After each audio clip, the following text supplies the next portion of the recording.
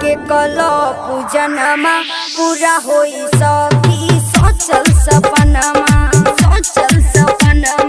बाबा विश्वकर्मा के कलो पूजनमा पूरा होई सखी सोचल सपनमा गैया के गोबरा से अंगना निपाई गैया के गोबरा से अंगना निपाई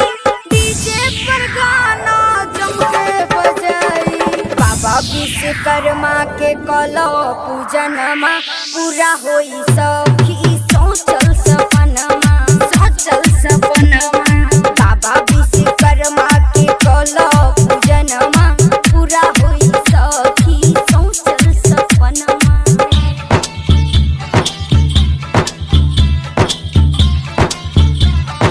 डीजे तारा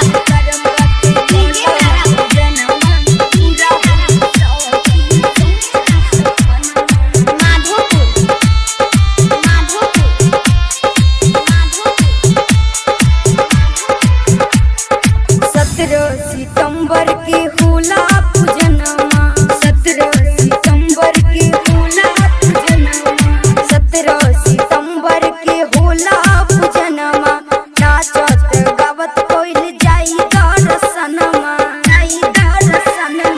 फल फल हरिया मंगलाय सखी